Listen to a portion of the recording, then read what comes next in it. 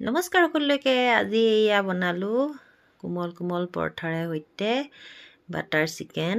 হাজবেণ্ডে অলপ চিকেন আনিছিলে, ল'ৰাই কৈ আছে মা তুমি বাটাৰ চিকেন বহুত দিন বনোৱা নাই, আজি বনোৱাচোন। আমি আৰু মাকবিলাকে কি জানেনে, ল'ৰা ছোৱালীয়ে যদি কিবা এটা খাওঁ বুলি কয় নহয়, নবনোৱাকৈ দেখোন থাকিবই নোৱাৰোঁ, নহয়নে বাৰু? সকলোবিলাক মাক চাগে মোৰ নিচিনাই, নহয়নে? এনেদৰে বনালোঁ মই এয়া পৰঠা আৰু লগতে বনাই দিলোঁ বাটাৰ চিকেন। পৰঠা কিন্তু মই ময়দাৰে বনোৱা নাই দেই, আটাৰে বনাইছোঁ। মই এনেদৰে খাওঁ বুলি ক'লে মই আটাৰেই বনাওঁ। ময়দাটো আমাৰ শৰীৰৰ কাৰণে বৰ বেছি খোৱাটো ভাল নহয় যে, সেইবাবে মই এনেধৰণে অলপ গ্ৰেভি কৰি বাটাৰ চিকেন বনাই দিলোঁ আৰু লগতে বনাই দিলোঁ আটাৰে সৈতে পৰঠা। চাওঁচোন আহক মইনো কেনেকুৱা ধৰণে বনালোঁ আজি, আপোনালোককো অকণমান দেখাওঁ বুলি ভাবিলোঁ। এয়া মই আলু ফ্ৰাই কৰি আছোঁ প্ৰথমে বাটাৰ চিকেন বনাবৰ বাবে।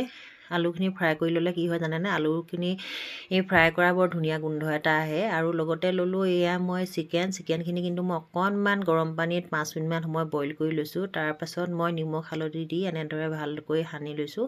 সনাৰ পিছতো মই চিকেনখিনি ভালকৈ ফ্ৰাই কৰি ল'ম। তাৰ লগে লগে এয়া মই মছলাৰ বাবে ৰেডি কৰিছোঁ। পিঁয়াজ, বিলাহী, কাজু, আলমণ্ড, লং, ইলাচি, দালচেনি, লগতে নহৰু আৰু আদা এনেধৰণে মিক্সিত ভৰাই ল'লোঁ। মিক্সিত ভৰোৱাৰ পিছত এয়া দিলোঁ লাল মিৰ্চি পাউডাৰ, তাৰপিছত দিলোঁ অলপ জিৰা গুড়ি, ধনিয়া গুড়ি আৰু লগত দিছোঁ অলপ এয়া চিকেন মছলা। যিহেতু চিকেন সেইবাবে অলপ চিকেন মছলা লগতে দি দিছোঁ। তাৰপিছত মই মিক্সিত গ্ৰাইণ্ড কৰি মই এয়া দেখিছেনে ধুনীয়া এটা পেষ্ট বনাই ল'লোঁ। পেষ্ট বনোৱাৰ লগে লগে এয়া চিকেনখিনিও ফ্ৰাই কৰি আছোঁ মই। এয়া মোৰ চিকেনখিনি প্ৰায় হ'বই হৈছে আৰু অকণমান কালাৰ আহিছে। মই এতিয়া সেইখিনি কাঢ়ি ল'লোঁ। তাৰপিছত মোৰ যিহেতু তেল আছিলেই, তেল থকাৰ বাবে মই সেইখিনি তেলতে গ্ৰেভিখিনিও ভাজি ল'লোঁ। গ্ৰেভিখিনি তাতে দি অলপ সময় দেৰিকৈ ভাজিব লাগিব, যিহেতু মোৰ সকলোবিলাক বস্তু কেঁচাকেই দিছিলোঁ মই। সেইবাবে মই জুইটো খুব কমাই দি এনেধৰণে ভাজি লৈছোঁ। আপোনালোকেও কিন্তু ভাজিলে জুইটো খুব কমাই ল'ব দেই, নহ'লে তলত খুব সোনকালে লাগি যায়। এয়া এনেধৰণে ভাজি লৈছোঁ মছলাখিনি। ভজাৰ পাছত মই যিহেতু গোটেইখিনি বস্তু আধা ফ্ৰাই কৰিয়ে থৈছিলোঁ, সেইবাবে মই মছলাখিনি হোৱাৰ লগে লগে আলু আৰু চিকেনখিনি তাতে দি দিম। এয়া মোৰ মছলাখিনি ভজাৰ পাছত আলু আৰু চিকেন দি দিলোঁ। দিয়াৰ পিছত মই আৰু পানী দি দিম, কিয় জানেনে মই ইয়াতে সকলোখিনি ভাজি থৈছিলোঁ সেইবাবে। এয়া মই পানী দিয়াৰ পিছত এয়া উতলিবলৈ দিলোঁ। তাৰপিছত মই পৰঠাৰ বাবে এয়া আটা, ৰিফাইন, নিমখ আৰু কুহুমীয়া গৰম পানী দি মঠি পেলাই এনেদৰে অকণমান সময় ঢাকি থ'লোঁ। ঢকাৰ পাছত এয়া মই এটা ডাঙৰকৈ লাডু লৈছোঁ। লোৱাৰ পিছত এনেধৰণে প্ৰথমতে বেলিছোঁ। প্ৰথমতে বেলোতে আপোনালোকে কোনো আকাৰ দিব নালাগে, যেনেকৈ তেনেকৈ বেলিলেই হ'ল, খালি অলপ পাতলা কৰিব লাগে। তাৰপিছত অলপ এয়া ওপৰ ৰিফাইন সানিলোঁ। ৰিফাইন সনাৰ পাছত গুড়ি সানি এনেধৰণে মই জাপি দিছোঁ। জপাৰ পিছত আকৌ বেলিম। এতিয়া বেলোতেহে আপোনালোকে চাৰিচুকীয়া কৰে, ঘূৰণীয়া কৰে, যি মন যায় আৰু তেনেকুৱা ধৰণৰ আকাৰ দিলেই হ'ল। এয়া মই আকৌ এয়া বেলিছোঁ। এনেকৈ বেলিলে কি হয় জানেনে, ভিতৰো খুব ধুনীয়াকৈ সিজে। ৰিফাইন যিহেতু লগাই দিয়া হৈ যায়, সেইবাবে বৰ ধুনীয়াকৈ সিজে আৰু খাবলৈও বহুত কোমল হয়। আপোনালোকেও বনাই চাবচোন। এয়া মই শুকানকৈ টেয়া এখন পাতি সেইটো দি দিলোঁ। দিয়াৰ পিছত অকণমান ইফাল সিফাল 2 লুটিমান কৰাৰ পিছত মই তাত অকণমান ঘি লগাই পৰঠাটো ভালকৈ পুৰি ল'ম। ঘি মই বেছিকৈ নিদিওঁ, অকণ অকণ লগাম, যিহেতু মই বাটাৰ চিকেনত বাটাৰ দিছোঁ যে, নহ'লে বেছি হেভি হৈ যায়। এয়া মই পুৰি লৈছোঁ এনেধৰণে ঘি অকণ অকণ ওপৰত সানি। ইমান ধুনীয়াকৈ সিজি যায় নহয় আৰু একদম পূৰা ফুলি আহে ভিতৰটো।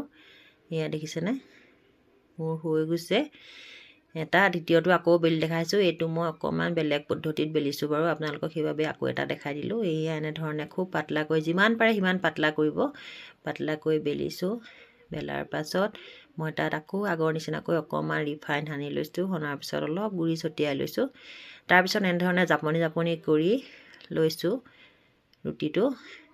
এয়া দেখিছেনে। তাৰপিছত হাতেৰে ঘূৰাই যিমান পাৰে দীঘল কৰিবলৈ চেষ্টা কৰিছোঁ। এয়া আপোনালোকে এনেধৰণে যিমান পাৰে দীঘল কৰিব। তাৰপিছত মই আকৌ গোল কৰিছোঁ। গোল কৰাৰ পাছত মই আকৌ বেলিম। এইটো লাচা পৰঠাৰ নিচিনা হয় অকণমান। এয়া দেখিছেনে এনেধৰণে বেলাৰ পাছত মই আকৌ ধুনীয়াকৈ বেলি লৈছোঁ। অকণমান পাতলা কৰিলে ভাল হয় আৰু তেতিয়া সোনকালে সিজে। আকৌ এয়া দ্বিতীয়টো মই দি দিলোঁ টাৱাত দিওঁ। এইটো একেধৰণেই মই অকণমান 2 লুটিয়ে হেৰি হোৱাৰ পাছত ঘি দি এনেধৰণে পুৰি লৈছোঁ।